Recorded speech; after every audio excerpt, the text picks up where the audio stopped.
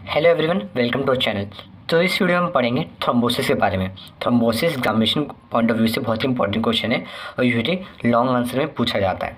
तो थ्रोम्बोसिस के बारे में इस वीडियो में हम इसकी डेफिनेशन में पढ़ेंगे, इसकी पैथोजेनेसिस पढ़ेंगे कि कैसे थ्रोम्बोसिस डेवलप करता है, एग्जांपल्स ऑफ थ्रोम्बाई फॉर्मेशन, जैसे अलग अलग रीजन्स पे अलग अलग थ्रोम्बाई होते हैं, arterial thrombi, venous thrombi, cardiac thrombi. तो कहाँ कहाँ ये थ्रोम्बस का फॉर्मेशन होता है, उनके कुछ स्पेसिफिक एग्जाम्पल्स पढ़ेंगे। थ्रोम्बोसिस का फाइनली क्या होता है बॉडी में, से डिग्रेडेशन कैसे होता है या फिर कैसे फर्दर डेवलप कर जाता है या और कॉम्प्लिकेटेड हो जाता है, और इसका क्या क्लिनिकल सिग्निफिकेंस है। चलिए आइए स्टार्ट करते हैं। पर हमें चैनल पर नए हैं, अब तो चैनल नहीं सब्सक्राइब किया है तो नीचे सब्सक्राइब बटन में क्लिक कर लीजिए और हमारे चैनल सब्सक्राइब कर लीजिए। तो what is thrombosis? Thrombosis is the process of formation of solid mass which is called the thrombus in circulation from the constituents of flowing blood. तो ये क्या है, बेसिकली क्या है, जो अपने सर्कुलेटरी सिस्टम होता है, यानी कि अपने सर्कुलेटरी सिस्टम क्या क्या आता है, हार्ट, आर्टरीज, वेन्स, कैपिलरीज, तो उनमें एक सॉलिड मास बन जाता है। सपोज ये कैपिलरी आर्टरी है, इसमें एक सॉलिड मास बन जाएगा जो ब्लड फ्लो को ऑब्स्ट्रक्ट करेगा।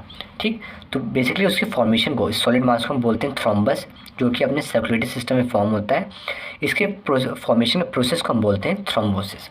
और सॉलिड मास का क्या नाम बोलते हैं हम, this solid mass is called the thrombus. और ना एक क्वेश्चन अराइज होता है यूजुअली सबका, थ्रोम्बस से क्लॉट, दोनों में क्या डिफरेंस है। तो आपको बाहर से एकदम याद रखना है ओवरव्यू के टाइप में। तो थ्रोम्बस बेसिकली एक लिविंग बॉडी में फॉर्म होता है और क्लॉट बेसिकली डेड ऑर्गेनिज्म में या फिर डेड बॉडी में फॉर्म होता है। ठीक, तो thrombus basically is form during the life inside the cardiovascular system. So basically it is form during the life time when the person is alive, and clot it's basically the postmortem or present the outside the body. ठीक, body के बाहर, किसी living person में body के बाहर हो या फिर किसी पोस्टमार्टम यानी कि किसी डेड पर्सन के वेन्स या आर्टरीज या हार्ट के अंदर बने थ्रोम्बस, उसे हम बोलते हैं क्लॉट। थ्रोम्बस कब बनता है, फ्लोइंग ब्लड में। यूजुअली पर्सन लिविंग है तो ब्लड का सर्कुलेशन हो रहा होगा, तो it is form inside the flowing blood. And what is about the clot, it is form when the blood is stagnant, means blood is not moving. Thrombus होता है ये जो वेसल वॉल से ना एडहेरेंट या फिर चिपका रहता है, जबकि क्लॉट होता है ये एडहेरेंट नहीं होता। और थ्रोम्बस की आप मॉर्फोलॉजी बात किया जाए तो ये फर्म होता है, फ्राइबल होता है। फ्राइबल मतलब बहुत आसानी से टूट के दूसरी जगह जा सकता है, जबकि अपना क्लॉट होता है सॉफ्ट होता है और जिलेटिनस होता है, यानी कि ये थोड़ी स्प्रेड कर जाएगा। इसके जो कॉन्स्टिट्यूएंट्स हैं एकदम जिलेटिनस होते हैं, फॉर्म या फ्राइबल नहीं होते। तो कुछ बेसिक डिफरेंस आपको पता होना चाहिए थ्रोम्बस और क्लॉट में के बीच में।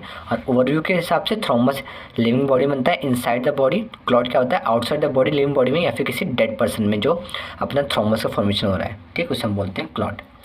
Y thrombosis so dangerous? हम थ्रोम्बोसिस क्यों पढ़ेंगे डिटेल में, because if it can cause ischemic injury और इट कैन कॉज थ्रोम्बोएम्बोलिज्म। अब इश्केमिक इंजरी का है, सपोज एक ये किसी ऑर्गन को सप्लाई कर रहा है, सपोज ये किडनी को सप्लाई कर रहा है। ठीक, किडनी कितना बॉडी फंक्शन करता है अपनी बॉडी में, सपोज इससे ब्लड फ्लो इससे ऑब्स्ट्रक्ट हो जाए, ब्लड का फॉर्मेशन यहाँ पर ब्लड आगे तक नहीं पहुँच पाए, उससे क्या होगा, इससे इश्केमिक इंजरी हो जाएगी, किडनी फेलियर या रीनल फेलियर हो जाएगा। ठीक, या फिर क्या हो सकता है, थ्रोम्बोएम्बोलिज्म फॉर्म हो सकता है। अब थ्रोम्बोएम्बोलिज्म क्या है कि थ्रोम्बस आपको पता है ना यूजुअली एडहेरेंट होता है, बट ये फ्राइबल भी है, ये एक जगह से दूसरी जगह भी जा सकता है। उससे क्या होगा कि सपोज अभी किडनी में हुआ है, कुछ देर बाद किसी और ऑर्गन में यहाँ पर ब्लड सप्लाई को रोक देगा, किसी अपने वेसल वॉल से ऐसे टूटेगा तो ब्लड से दूसरे ट्रांसपोर्ट होगा और कहीं और जाकर डिपॉजिट हो जाएगा। तो थ्रोम्बोएम्बोलिज्म भी बहुत ही एक डेंजरस सिचुएशन है। अब थ्रोम्बोसिस की फॉर्मेशन के लिए ना कुछ विर्चुअस ने क्राइटेरिया देते हैं, जिसे हम बोलते हैं विर्चुअस ट्रायड। इनमें क्या क्या आता है, एंडोथेलियल इंजरी, हाइपर कोएगुलेबिलिटी और अल्टर्ड ब्लड फ्लो। अब ब्लड फ्लो में कुछ चेंजेस आ जाए, सपोज ब्लड फ्लो अगर स्लोली फ्लो हो रहा है ब्लड अपनी बॉडी में, जैसे कि हार्ट फेलियर में होता है, तो उसमें अपना थ्रोम्बोसिस का फॉर्मेशन हो सकता है। एंडोथेलियल सेल की इंजरी हो जाए, जो अपनी लाइनिंग होती है अपनी वेसल वॉल की या फिर कोई भी वेन्यूल्स की अपनी, तो वो होती है एंडोथेलियम से अलाइंड होती है, सबको पता होगा। और उसमें कोई इंजरी हो जाए तभी हमारा थ्रोम्बोसिस फॉर्मेशन को फेवर करता है ये चीज़।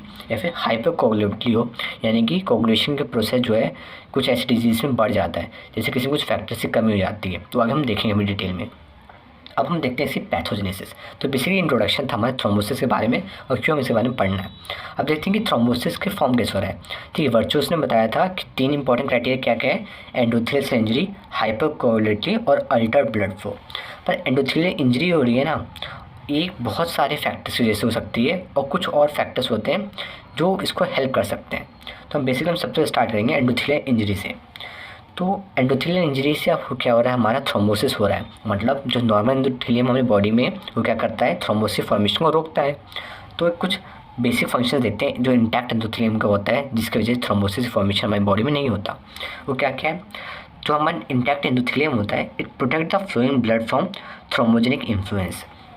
जैसे अपने ब्लड में बहुत सारे फैक्टर्स प्रेजेंट होते हैं जिससे थ्रोम्बोसिस हो सकता है, उसको ये प्रोटेक्ट करके रखता है।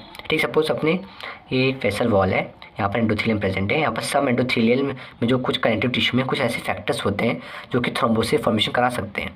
तो इंटैक्ट एंडोथेलियम्स क्या होता है, ये यहाँ पर ब्लड में नहीं आ पाते और यहाँ पर थ्रोम्बस का फॉर्मेशन नहीं होता है। तो ये बहुत ही इंपॉर्टेंट फंक्शन है अपना एंडोथेलियम का।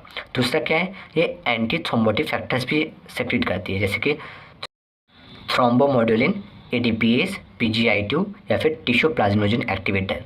इन सब फैक्टर से अपने थ्रोम्बस का फॉर्मेशन को ये रोकने से हेल्प करता है।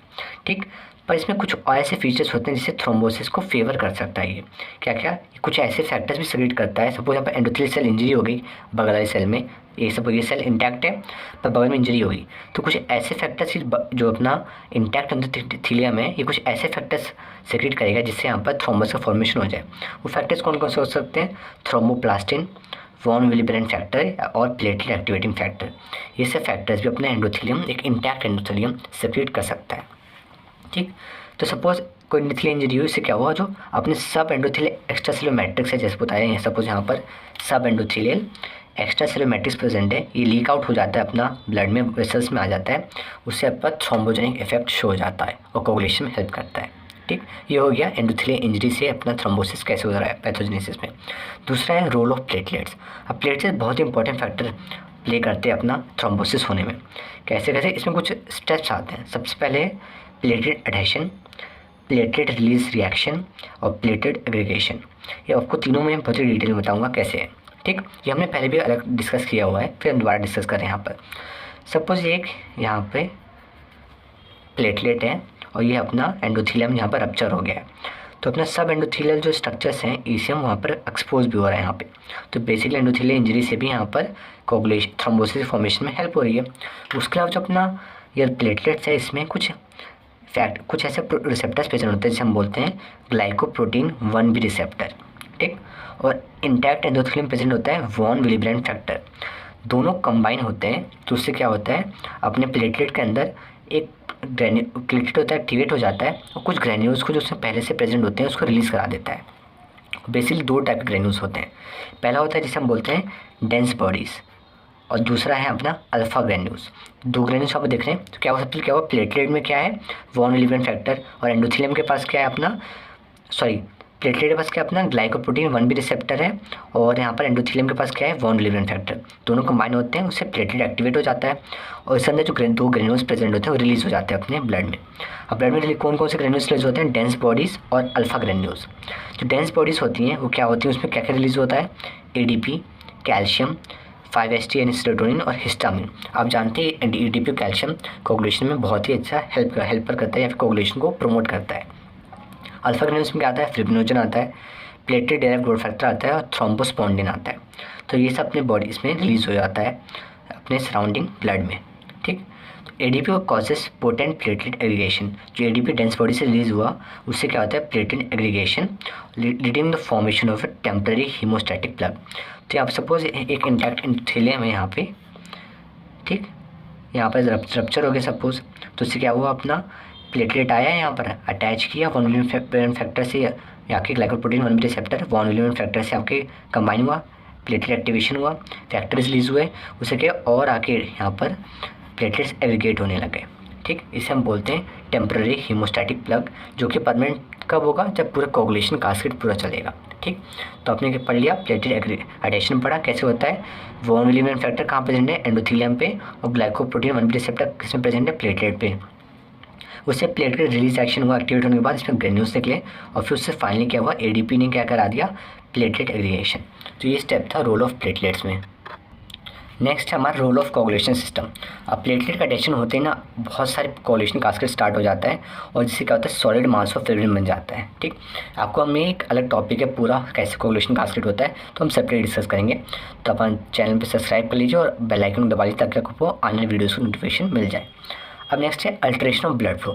नॉर्मल जो ब्लड फ्लो होता है ना वो एक्सियल होता है, सारे जो कंपोनेंट्स होते हैं वो सेंटर में ऐसे फ्लो करते हैं, ठीक। आरबीसी और डब्ल्यूबीसी सेंटर में होते हैं और साइड साइड पे हमारे प्लेटलेट्स होते हैं, थोड़े टुवर्ड्स द पेरिफेरी, ठीक। साइड साइड में प्लेटलेट्स होते हैं और बीच में अपना डब्ल्यूबीसी और आरबीसी होता है। अब क्या होता है, जब कहीं पर थ्रोम्बोसिस फॉर्मेशन होता है तो क्या होता है, ये मार्जिनेशन की तरफ हो जाता है, प्लेटलेट्स और सारे सेल्स ना ऐसे बाहर की तरफ चले जाते हैं। नॉर्मली सेंटर्स में रहते हैं, पर जैसे हम थ्रोम्बोसिस फॉर्मेशन हो जाए, ब्लड फ्लो स्लो हो जाए तो यहाँ पर मार्जिनेशन होने लगता है, वो भी हमारे हेल्प करता है थ्रोम्बोसिस के फॉर्मेशन में। और नेक्स्ट है हाइपर कोगुलेबल स्टेट्स और या फिर जिसे हम बोलते हैं थ्रोम्बोफिलिया। कुछ ऐसी कंडीशन होती है जो कि थ्रोम्बोसिस के हेल्प होने में फेवर करती हैं, थ्रोम्बोसिस फॉर्मेशन में फेवर करती हैं। जो कौन कौन से फैक्टर, ये दो टाइप हो सकते हैं, तो हेरिडिटरी फैक्टर्स हो या तो एक्वायर्ड हो। हेरिडिटरी में क्या आता है, एंटी थ्रोम्बिन बी की डिफिशियंसी हो, प्रोटीन सी हो एंड एस की डिफिशियंसी हो, म्यूटेशन इन फैक्टर 5 और डिफेक्ट इन फिब्रिनोलाइसिस। फिब्रिन अगर नहीं टूट रहा है तब भी हमारा हाइपरकोगुलेटेड स्टेट्स होगा और थ्रोम्बोसिस फॉर्मेशन में फेवर करते हैं सब। एक्वायर्ड में क्या हो सकता है, एपीएलए हो सकता है। एपीएलए क्या होता है, एंटी फॉस्फोलिपिड एंटीबॉडी। तो ये भी हमारे थ्रोम्बोफिलिया की कंडीशंस हैं जो कि एक्वायर्ड हैं। नेक्स्ट हम देखते हैं कि जो थ्रोम्बोसिस का फॉर्मेशन हुआ, अब क्या हुआ, इन सब फैक्टर से एक सॉलिड मास बन गया है, ठीक। अब सॉलिड मास में क्या क्या प्रेजेंट है हम देखते हैं। ग्रॉसली आप देखेंगे ये ना बहुत साइज़ और शेप का हो सकता है डिपेंडिंग ऑन द लोकेशन। ये हार्ट में फॉर्म हो रहा है, आर्टरीज में फॉर्म हो रहा है, वेन्स में फॉर्म हो रहा है या फिर कैपिलरीज में फॉर्म हो रहा है। जो आर्टरी में फॉर्म होगा तो ये वाइट कलर का होता है, और वेन्स में फॉर्म होता है तो ये रेड कलर का होता है। ऊपर से आर्टरी में जो होता है फर्म होता है यानी कि हार्ड होता है, जबकि वेन्स में ये सॉफ्ट होता है। और आर्टरी में सपोज ये आर्टरी है और ये है वेन, अगर ये आर्टरी में होता है तो ये पूरा एरिया को कवर नहीं करता, जबकि जो वेन में होता है ये ऑक्लूसिव होता है। ऑक्लूसिव मतलब ये बहुत ज़्यादा ब्लॉकेज करा रहा है, ठीक, जब वेन में होता है। तो आर्टरी थ्रोम्बा नॉन ऑक्लूसिव, पूरे एरिया को नहीं कवर करते, पूरे को ब्लॉकेज नहीं करते, जबकि वेन्स में पूरे को ब्लॉक कर देते हैं ये। मिक्स्ड और laminated thrombi consist of alternate white and red layers. Suppose किसी लोकेशन क्या होता है, वाइट और रेड के ऐसे लेयर्स बन जाती हैं जिसे हम बोलते हैं लाइंस ऑफ ज़ेन। तो यहाँ पर आप देख रहे हैं आर्टरी का सपोज ये क्रॉस किसी ब्लड वेसल की क्रॉस सेक्शन है, यहाँ पर ऐसे लाइनिंग का फॉर्मेशन आती है, रेड वाइट ऐसे। सपोज यहाँ पर वाइट हो गया, देन रेड फॉर्मेशन हुआ, देन वाइट, देन रेड। इन जो लाइन्स बन जाती हैं इसे बोलते हैं लाइन्स ऑफ ज़ेन। ये आपको ग्रॉस में आपको ऐसे दिख जाएगा। माइक्रोस्कोप की बात किया जाए तो इसकी जो कंपोजिशन होती है, किससे बना है, ये डिपेंड करता है ब्लड का फ्लो कैसा है। तो यहाँ पर आर्टरीज में अलग कंपोजिशन होगा, वेन्स में अलग कंपोजिशन होगा, क्योंकि आर्टरीज में ब्लड फ्लो तेज होता है as compared to the veins. तो lines of Zahn are form by alternate layers of light staining aggregated platelets mixed with fibrin meshwork and dark staining layers of red cells. तो lines of Zahn कैसे बन रहे हैं, इसमें क्या क्या है, एग्रीगेटेड प्लेटलेट्स हैं जिसमें फाइब्रिन का मैशवर्क है और डार्क स्टेनिंग के रेड सेल्स हैं, ठीक। तो वाइटिश क्यों हुआ, प्लेटलेट की वजह से और फिब्रिन की वजह से। और रेड स्टेनिंग कैसे आई, रेड कलर कैसे आया, बिकॉज ऑफ द आरबीसीज। जो रेड थ्रोम्बाई होता है जो कि किस में फॉर्म हो रहा है अपना वेन्स में, ये more abundant in red cells होता है, ल्यूकोसाइट्स में ज़्यादा होते हैं, और platelets are entrapped in the fibrin network, ठीक। तो ये सब चीज़ें आपको एज ए मॉर्फोलॉजी पता होनी चाहिए। तो इस वीडियो में इतना ही, तो नेक्स्ट वीडियो में आगे हम इसका कंटिन्यू करेंगे। चैनल पर नहीं है तो प्लीज़ नीचे डिस्क्रिप्शन में क्लिक कर लीजिए और हमारे चैनल सब्सक्राइब कर लीजिए। Thanks for watching.